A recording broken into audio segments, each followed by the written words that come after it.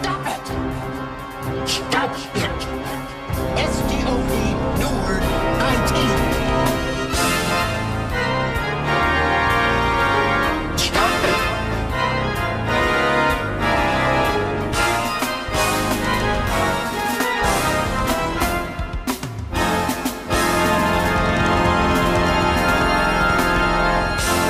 Well, then stop it, stop it, stop it. Ladies and gentlemen, welcome to the new music podcast here on, I don't know, podcast world, I suppose. 3 is the magic number, ladies and gentlemen. I'm Fraser Gartshore. I'm a middle-aged man, and I play the organ. And my name is Aaron Shows. I am not quite middle-aged yet, but I also play the organ. And I'm Jerry Martin, another middle-aged man, and I play the organ. Oh my God, it's 3 sort of middle-aged men who play the organs. I do play with organs sometimes. Do Hey you? now. What does that mean, Jerry? Hold on. I think we should introduce ourselves, don't you? Let's Yes. start with the youngest in the group. Who's the youngest? That's Mr. Shows, isn't it? It is me. Yes, it is. Oh my goodness. Yes, I am Aaron Shows. I live in Los Angeles, California. I'm an organist. I'm also a composer. I'm also a pianist. I'm also many things. Let's see. I began as a pianist. I was at age 5, began taking lessons and had that for 9 years, and then began taking some organ lessons in high school, and then followed that through to college and did my first 4 years, my undergraduate degree in church music in organ. And I finished that degree, and then that was my regular job. And then I went to grad school and pursued film music, which was actually a passion of mine since I was a little kid. So the first movie that I saw that I remember vividly wanting to get into film music was Back to the Future, 1980s Alan Silvestri film, Bob Zemeckis. And that film sort of hit me as, oh, music is a cool thing that happens in the background of films. And you can sort of subtly manipulate emotions with people not even knowing how you're doing it. But anyway, that was my passion, but I had to have a real job first. So I was accompanying choirs, I playing the organ in churches, and all kinds of gigging. Then decided, well, with film music, I needed to move to LA. This is where all the filming stuff is happening. So that's what happened. After grad school, I sort of waited a few years and saved some money and moved to LA. And within 6 months, all that money was gone. So, gigging and finding work and networking and all that stuff. But basically, how I am where I am today is kind of just a mystery to me. It's all networking, but you never really apply for a job and get a job. It's always you talk to people and just live life normally, and then someone thinks of you for something, and then you get a gig. And that's how music works. But I mean, I do play out here a lot of session work as an organist and pianist. Session work is basically when a composer writes a score for a film, and they want to hire musicians to play that score and record it. And so they call people like me if they ever want organ, and I show up at a recording studio and I sight read music, and they hit record. And it's a very unique thing. You know, it's mainly, I think, there's certain cities around the globe that do that now, but it's unique, obviously, beginning here in LA for film stuff. That was kind of a cool side job that I don't think many organists have. I'm also a composer, so there is that. My graduate school work was in film music composition, so I have been writing since I was a kid as well. And I've done many, many things, many feature films, many short films, as well as many concert works for the organ that are published. So it's sort of trying to make a career of half playing and half composing. And that's kind of where I am today in a nutshell. So that's me. Any other questions? Yes, definitely. You keep talking about LA and Hollywood and all these exciting things, Yes. but you're not from there. So where do you hail yes. from? And more gosh. importantly, where did you sort of move to in between to do all these exciting studies? Oh gosh, I have lived many places. So you may not detect it because it's not too much in my accent, my American accent. But if I were talking like this to y'all, you would make more sense. But I am from Alabama. Can I just interrupt to inform listeners that I can actually see Aaron. We're doing this via video Yes. call, and right behind his head there's a banjo. Now, if that doesn't give the game away, I don't know. That what would. gives it away. I come from Alabama with a banjo on my knee. Yes, I am from Alabama. I was a late 80s child, and I lived there for 14 years. Then we moved when I was midway through high school. So all my piano background, improvisation, all the things that I began with was in the capital, Montgomery, Alabama. We moved from there to West Virginia, another banjo state. And, and if you get what I mean there, but no, it's a beautiful, beautiful state. So I finished high school there and then did my first 2 years of undergrad in Pittsburgh, Pennsylvania, at Duquesne University, studying the organ there with Anne Lebowski, who was a student of Langley.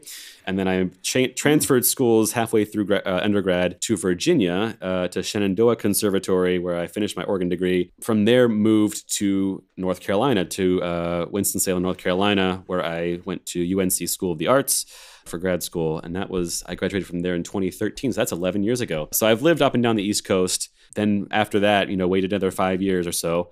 3 years, I guess it is. 13, I moved to LA in 2016, and I drove across the country, took 5 days, and that's where I ended up where I am now. So it's been a journey, to say the least. Go west. Yeah. Yes, go west. And everybody else, my family is still on the East Coast. So I ran away, basically. Good for you. Good for you.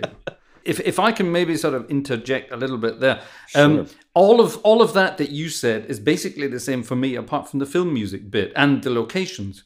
But I started playing piano when I was very, very young as well. I'm not sure exactly when the organ thing started. We actually had at home. I'm from Inverness in the north of Scotland originally, and at home we had one of those Yamaha electric organs. Remember them?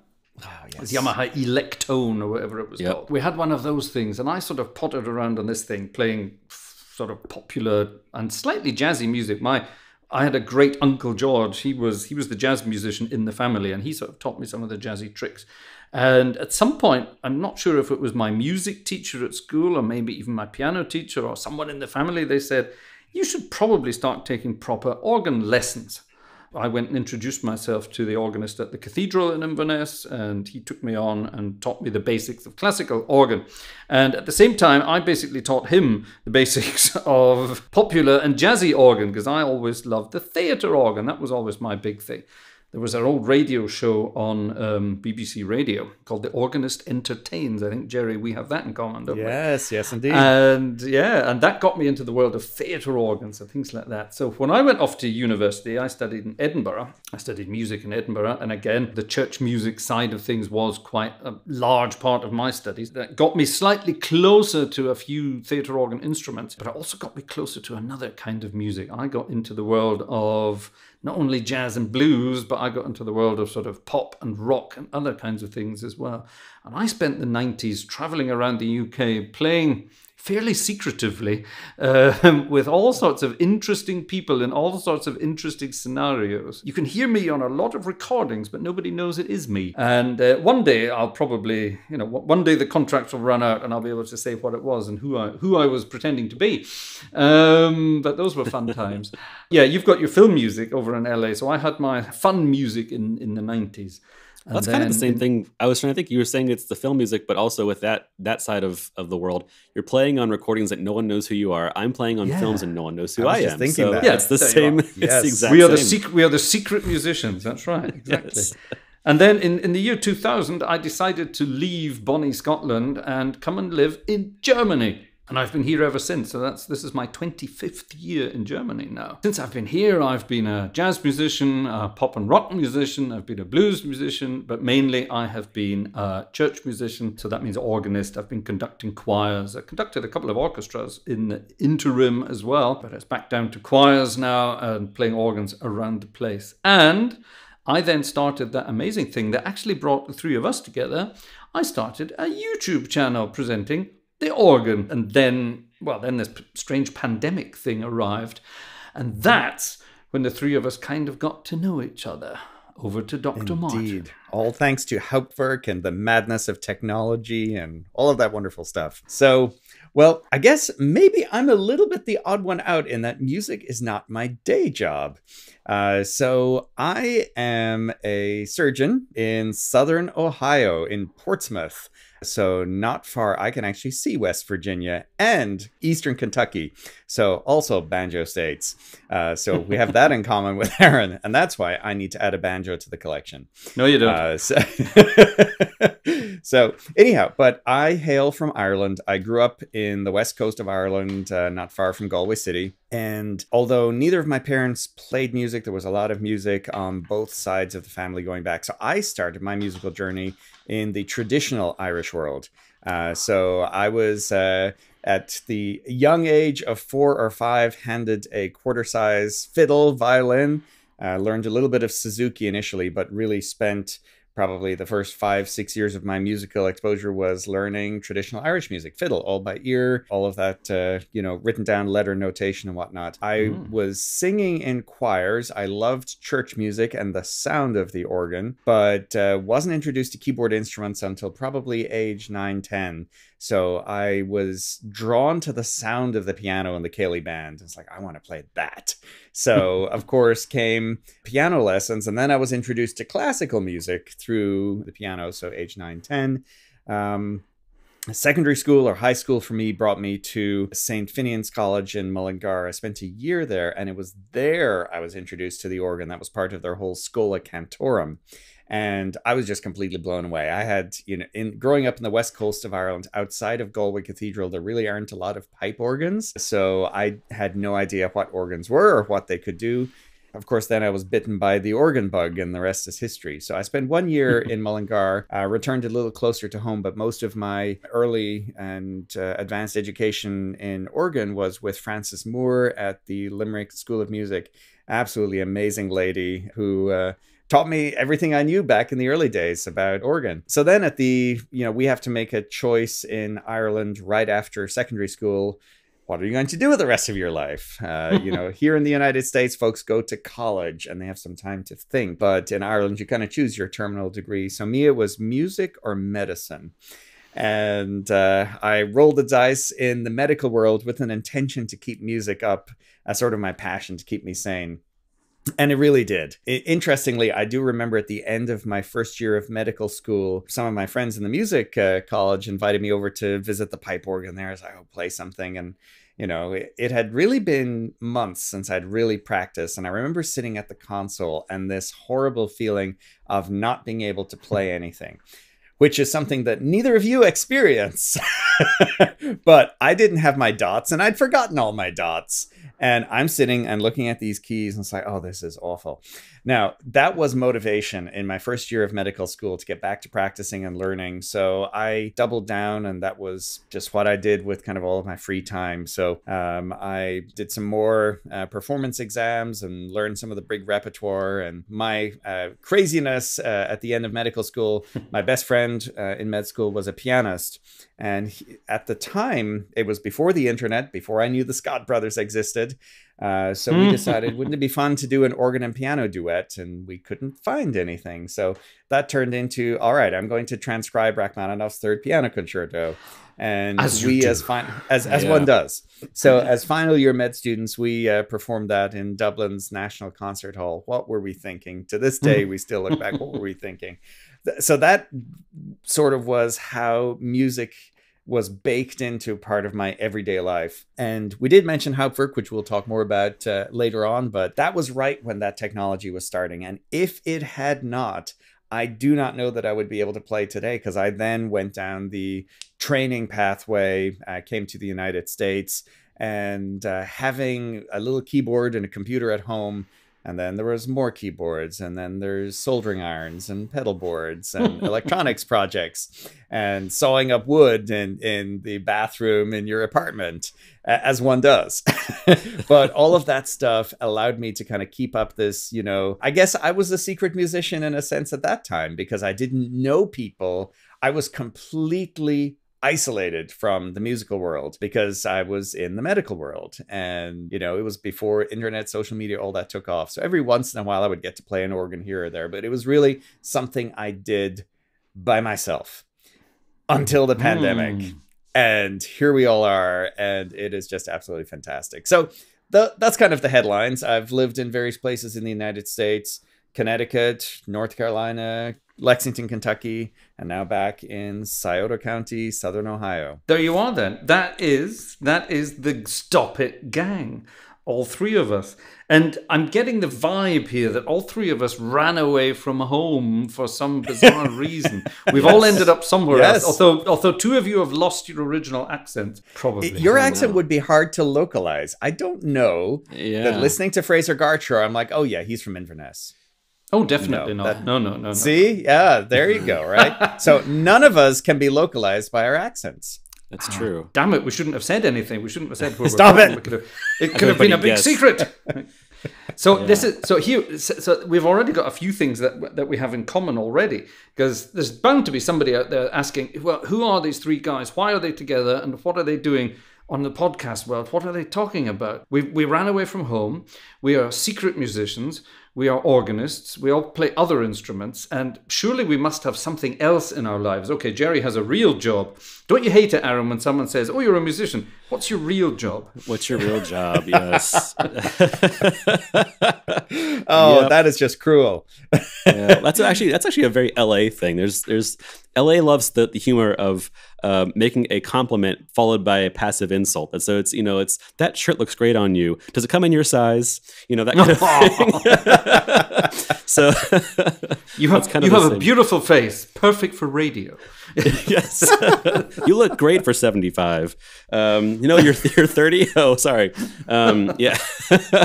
So why are we here? This is a good question. Why are we here? Well, we had this idea. The three of us met up live a couple of weeks ago over here in Germany. The guys just happened to be traveling around the world, and they ended up here in this part of Germany where I now live.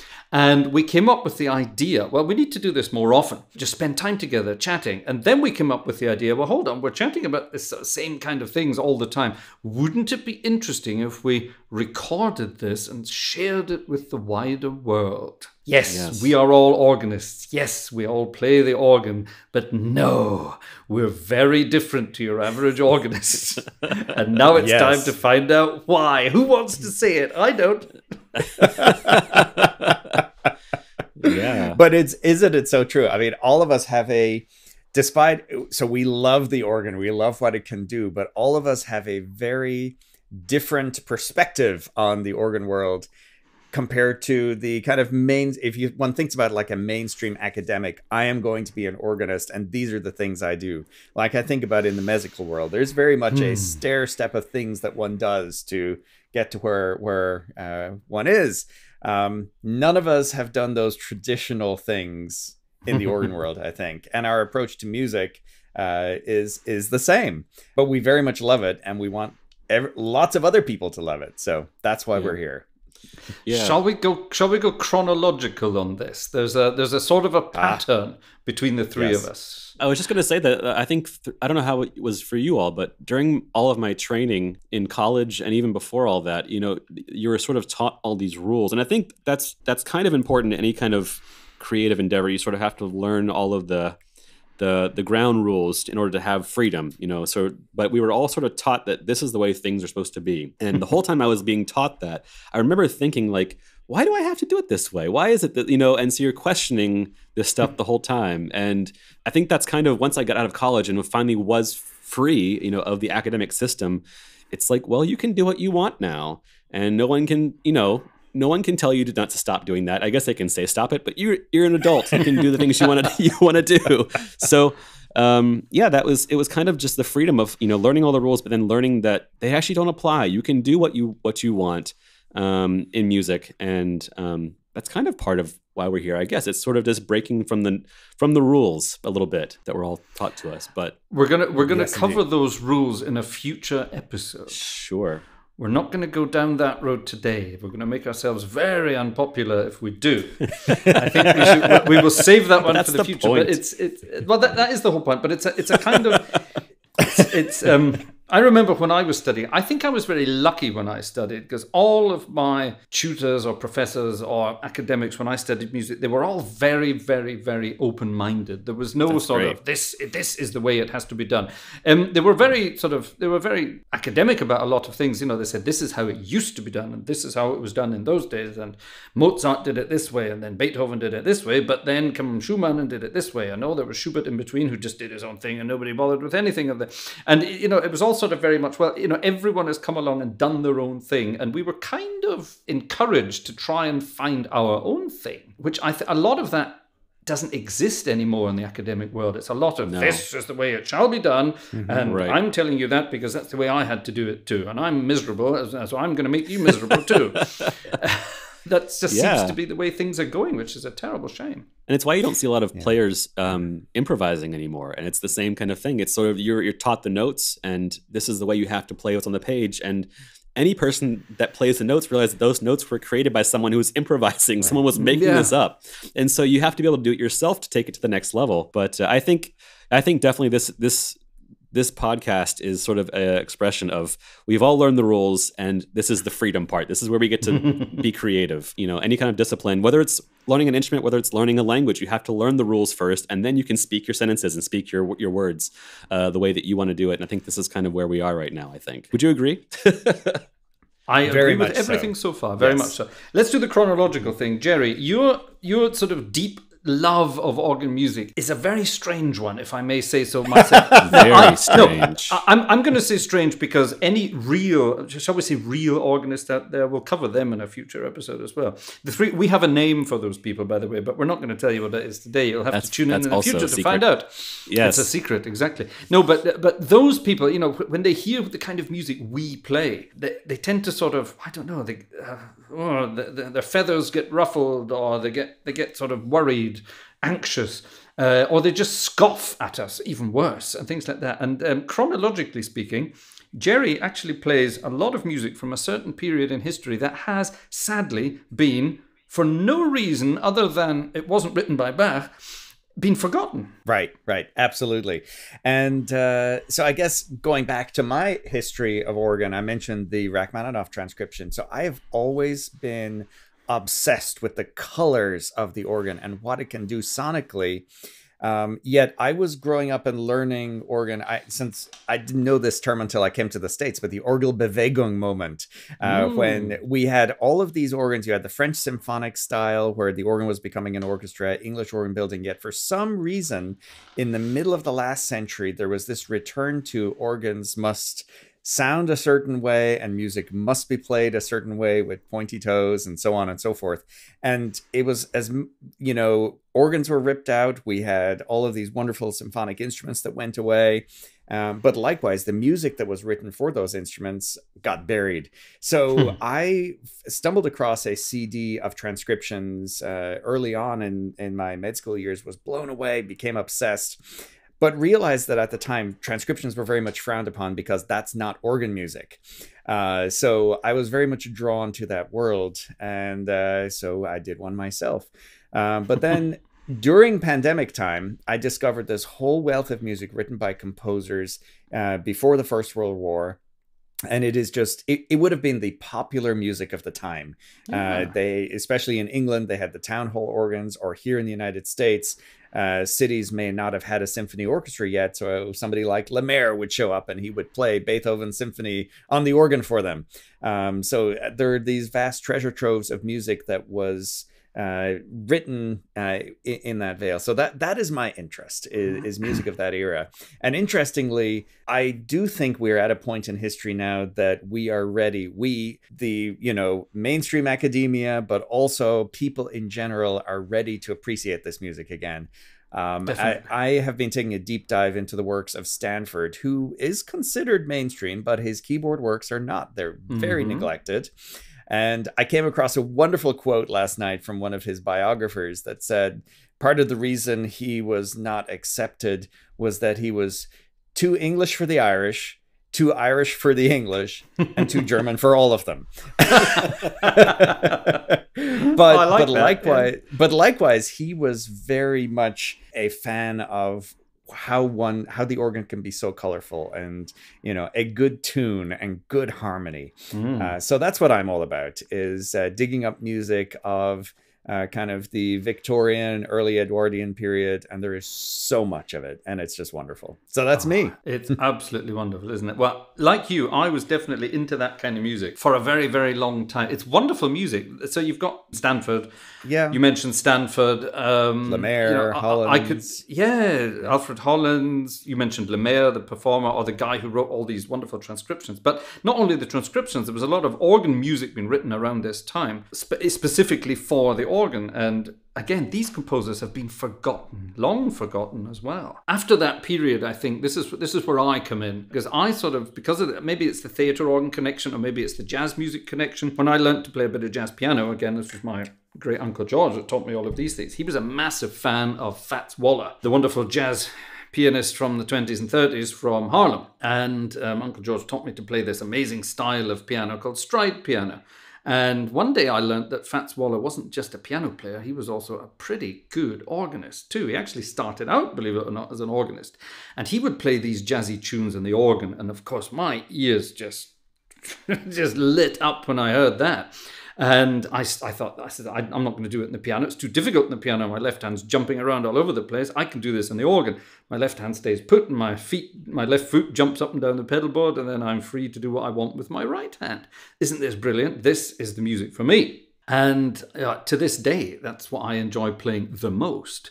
I get, when I'm playing, it can be a church organ, it could be a concert organ, it could be a theatre organ, it could be an electronic organ, it could be whatever you want, Hammond organ, anything you want, that's the kind of music I will always gravitate towards, just because it's so much fun. And again, the colors of the instrument, you could really sort of paint wonderful pictures, but you can turn the organ into maybe not just an orchestra, like in your transcriptions, but now you can turn it into a big band. So you've got your saxophones, your trumpets, your trombones, you've even got your kind of rhythm section if you know what you're doing.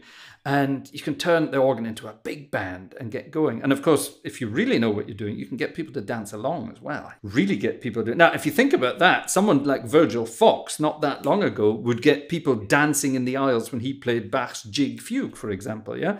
Nobody would dream of doing that these days in an organ concert, would they? At least not, well, they might play the piece of music, but they wouldn't dream of telling the audience to get up and dance along. That would be, that would be amazing. I think we need to recreate that kind of thing as well. But yeah, my thing, if I could spend all day playing any kind of music, that would be it. It would be sort of jazzy, swing music, bit of blues, maybe even some boogie-woogie on a pipe organ anywhere in the world and get the audience fizzing. That's my kind of thing. Really get people going with that. And I think that sort of takes us almost up to the 1940s, 1950s. And I think this is where we have to hand over to Aaron. Yeah, well, I guess I'll start this kind of based off what you said there about the audience. This goes back to actually Mozart. There are letters he wrote to his father talking about how excited he was for the audience to cheer during his cadenza in some concerto he was going to be playing. Meaning, back in that time, to break out into applause or to erupt in the middle of a piece was normal. Like, he was expecting the audience to have a reaction to this moment. Whereas now it's very much you stay so quiet to the very, very end of something and then you can clap, But so I think that change is kind of like a pendulum. It's went one way and then it's kind of swinging back. But yeah, in that advent of the 50s, 60s, and then even in the 70s, we saw this thing called synthesizers.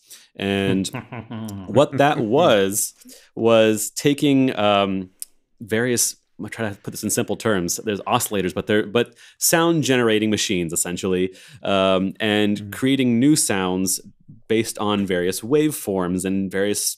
I'm trying to how to put this. Jerry, how to describe harmonics. This. Harmonics. You're doing great. He works with soldering things and whatnot. But what that was, technically was they were creating a version of an organ. The organ was the first synthesizer. You were taking all these different pipes, ranks, stops, and you are making your own colors out of them. And the synthesizer is doing the same thing electronically. And so it's kind of was the next, I would say, sibling to the organ in some ways. Let's not forget, if I may interrupt here, the Hammond organ was definitely the world's first synthesizer. And what was it based on? It's based on harmonics. Simple as that. Exactly. Yeah, exactly. And that's, that's continued to be used into recordings today. And that's, I think that's kind of what for me was the biggest pull or the biggest draw, I should say, for the organ was that, I was able to sort of make new colors and new sounds. And I was hearing these recordings of, rock bands and pop bands of the last 60 years doing this with synthesizers and thinking, well, this is what the organ does. It does the same thing. Why can't the organ do that? And so it can. And so, but there was just nobody doing that. And so I think it's been this sort of discovery, this exploration into trying out music of the last 60 years that's not part of the quote unquote, classical or concert realm, but more of the music, like Fraser, you're saying, the music that gets audiences dancing. And that's kind of what rock and roll was all about. And the same thing with big band jazz. It was to get the audience dancing and moving around. The organ has kind of, in general, found a way, to be in churches only or in concert halls only. And it, as you have said before, it was an instrument for entertainment from the very beginning. And we can get into the history of all that later. But pop music, rock music, jazz, from all that stuff, that was entertaining music for the masses, and having the organ continue that, I think just seems natural, but nobody was doing it. And so that's kind of where I found my little niche of trying to figure out how to play popular music from the last 60 years of rock and roll and jazz and all kinds of stuff, electronic stuff. And anyway, it's been kind of a new territory completely, because it's not really being done at all. It's sort of, I think, is the next step is for me, for film music. That's another one of those genres of music that I think is becoming more and more accepted as quote unquote real music. 10, 20 years ago, you would see very few concerts of film music being performed. And now it's very commonplace to see orchestras doing film music concerts. And in the same way, I think it just takes that exposure to the audiences to see that the organ can do these things too. These are real genres of music. They're living genres of music. They're being made new all the time. That's the way to keep all this stuff alive. And so that's kind of where my interests lie, is trying to translate music that the people of the world are all dancing to or all enjoying, and showing that the organ is part of that. It's one. I mean, you see people do it on piano, you see people do it on violin. Right. Look at YouTube. Everyone's playing pop music on all the other instruments except for the organ. And so it's like, why can't it be part of that too?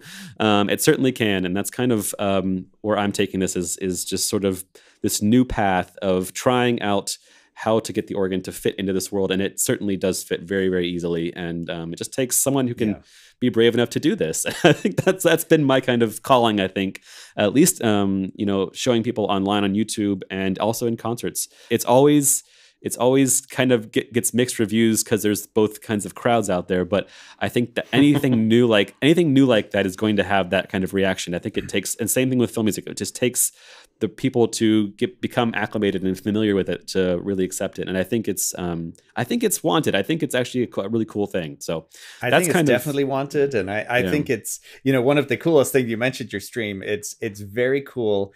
At least once per stream, you'll say something like, I've never tried this on the organ before. The subtext to that is, nobody has ever tried this on the organ before. Tried this. And then you play it, and then your editor was like, that actually worked really well. Yeah. And that's it. That, like you say, anything will, because the organ is capable of making almost any sound, any kind of music will therefore work on it. You said a second ago, oh, this is a new thing. It's not a new thing. This is right throughout the history of the organ. It's always been the instrument that was there to try out all these new things. I think in the last, let's say in the last 80 years, maybe this takes us back to Jerry's historical movement here, the Orgelbewegung. Maybe it's only in the last sort of, shall we say, 80, 70, 60 years that the organ has once again become this very confined, weird instrument. It does have a strange image in the world. What's your view of the image of the organ? And not the image of the organ to organists, but the image of the organ to the general public or the music listening public. I can say, at least from the film side of things, and this also applies to the sessions that I play for movies and things, this is kind of the natural, it's the natural way of things. It's funny because in film music, you're trying to find stereotypes because that's what audiences we have these conditioned stereotypes in our mind of musical stereotypes, that when you see a cafe in France, you want to hear the accordion playing, or when you see a boat on a canal in Venice, you want to hear the mandolins. There's these stereotypes that you kind of associate with these places. And I think... Are you going to say scary in a minute? Are you going to say something scary? Yes. Yeah. Is that people, I think, in the general public have always seen the organ as loud, scary, cathedral, dark music, at least in the film world. If you ask anybody on the street, what used to be, what was that? Jay Leno used to do this on his Tonight Show, jaywalking. What does a pipe organ sound like? Everyone would say loud and scary. Everybody will say that. That's just what the audience would say. Absolutely. And the three of us know very well that the organ can do that, yes, but it can do the exact 180 of that as well. It can be super, super quiet, and no one knows that. Everyone, the general public outside of the organ world thinks organ is big, loud, and it's that stereotype, and it can do that, but yeah, that's kind of my thinking, is that the public thinks organ is big, scary, and loud. I don't know about you all. No, I agree 100%. And, we actually have a annual event here in Portsmouth. We call it Pipe Screams. Yes. Where we play all the stuff that, folks don't normally think about with the organ. And that is exactly what people think coming to that. They actually come for the big, loud, and scary, but usually leave with, I didn't know the organ could do that, to all the other stuff that they get to hear. So yes, that is definitely the image that the public has. And Aaron, I think you're right. Movie making is commonly about leaning into stereotypes. And maybe that's become a little bit self-fulfilling in a way, is that as kind of church styles have changed, especially here in the United States, organs are heard perhaps less in churches as a whole, I think, here in America. So because of that, the only exposure people have to organs is when there's a loud, scary organ moment in the Haunted Mansion. Exactly. I wonder who played that. I wonder who played that. Yes. Who could that possibly have been? Or maybe the Addams Family, for example. Who could possibly have played the organ in those films? one of the three of us is simultaneously trying to dispel stereotypes while reinforcing stereotypes. So exactly. It's all good. Stop it! Stop it. Now here's the next question, and this is where things are going to get a little bit naughty. That was the image of the organ to the general outside world. What about the image of the organ to organists? Ooh, a silence. Crickets. Fraser, no one's going to say anything. Well, there we are. You got this, I know, ladies and gentlemen. It's such an interesting question, isn't it? It is, and this is exactly what we're going to be covering in one of our next because I received a publication episodes. in the mail yesterday, and it generated a reaction. That basically so I guess I'll take the lead on this. Is that there's actually parallels to the medical world. Let me start by saying that I actually started in academic medicine, and now I'm in community practice, where we're still taking care of patients and all the rest. But there is in academia, there is as we kind of said at the beginning here, this is how things are supposed to be. There are rules, there are regulations that are passed down. There is a hierarchy. There is a paying of respect. There is there's a whole pecking order all the way, and so on and so forth. Certainly in the last century, it may be starting to loosen up a little bit, but I think within, whether it's non-organists or organists, but I think musicians as a whole view the organ as a very serious, very strict instrument. And, because the organist doesn't really need other instrumentalists, it is the whole orchestra. I think organists can become rather solitary individuals. And as such, the organists are over there doing their organist thing. And it can be it sort of reinforces that this is how things are supposed to be, the rules and whatnot. So I think it can become, or it has become rather, a very rule following approach. That's kind of a roundabout summary of my thoughts. But what do you guys think? Has anyone ever come up to either of you and said, let's say you're playing something on the organ and you're having, God forbid, fun, and someone says, stop it. The organ, you're not supposed to be playing that kind of music on the organ. The organ is not there to play fun music. Have you heard that? In so many words, yeah. I mean, there have been times. Actually, I would say this has been in times in recent years that I've been asked to play a program, a concert for something or a piece for some program, and I will say, "Can I improvise on something?" And they'll say, "Oh, we'll find somebody else." You know, that kind of a response. And so that tells you right there. It's like, well, you know, if I want to do something fresh and new, and heaven forbid something fun, there's no want for that. I don't quite know how to engage with that, but that's what I've been running up against a lot. So yes, I mean, in so many words, yeah, there's people that are sort of against that, and I don't know why. maybe it's being in the church all the time, and you're supposed to be very serious in church, just like you are in a courtroom, and you know, it's like everything's very much like by the rules. You know, the history of this instrument is something we can get to in the future, but which is a weird sentence to say that, by the way. The history is something we get to in the future. Anyway, back to the future. Back to the future. This is all circles around. But I mean, yes, it is always. Before the organ was in the church, it was an instrument of entertainment. And you think about back into the times with the very primitive organs, it was getting the crowds worked up at gladiator events. There was these huge, you know, huge instruments that would get the crowd going. And yeah, I don't know. I'm not sure why there's that wall of, we'll just keep saying academia, which is what it comes from. This isn't to discredit them at all, because this is what we were all trained, and that's how we kind of got where we are today, technically speaking.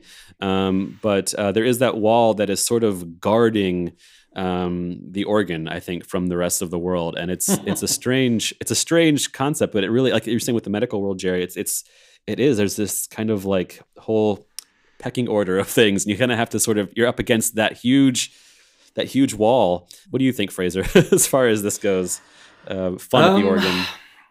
Something that always gets me. I don't spend a lot of time watching organic content on YouTube, to use that adjective wrongly, but when I do, I'll sometimes see, there's a new organist performing an organ concert live in some magnificent church somewhere in the United States with 10,000 seats and 10,000 stops on the organ, and then I start the video, and then I will invariably scroll down to the description of that video and look at the program. And after about 10 seconds, I will invariably stop listening and go and look at something else. Cats, kittens, I don't know, whatever you look at on YouTube and things like that.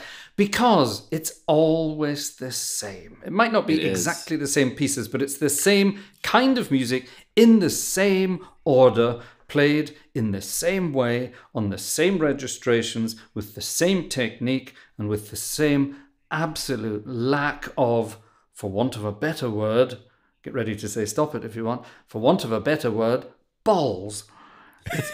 Oh, stop it, Fraser. But I hope you know what I mean. But it's all perfect. It is perfectly manicured, and it is meticulous, and it is technically amazing.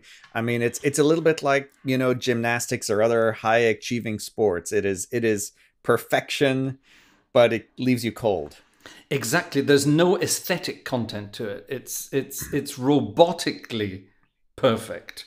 It's almost like pressing play on a MIDI file that someone has computerized into the organ itself. Yeah. And as I've had the opportunity to play, anytime I pull together a program, even when I'm playing from the traditional literature, it's always about how can I make this exciting. Aaron, you talked about, hearing the crowd cheering. I mean, I would love that. And I always want people to leave, even when I'm playing, music from 100, 200 years ago. I really want to feel like they have been touched, connected with in some point. Yeah. That's my goal. No, they don't do that. And it also goes back to, Aaron, you said it earlier as well. There's that, please do not clap until the last note has finished sounding.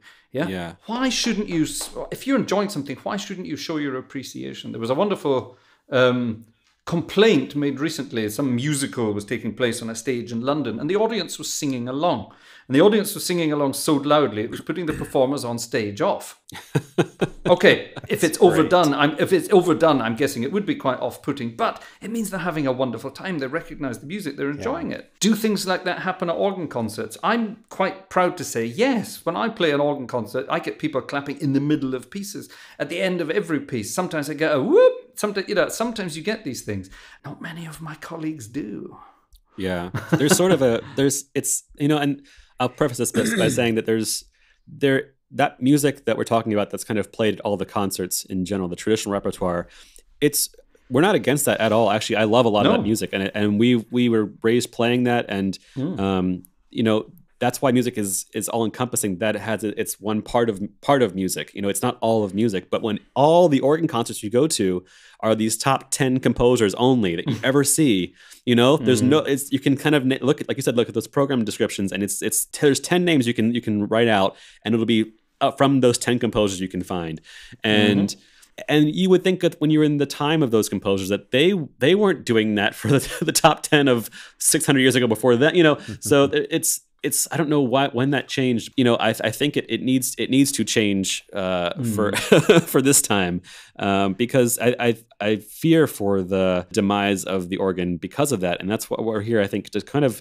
keep it alive. It definitely has a life to it, and it can do all these things, and it can be new all the time.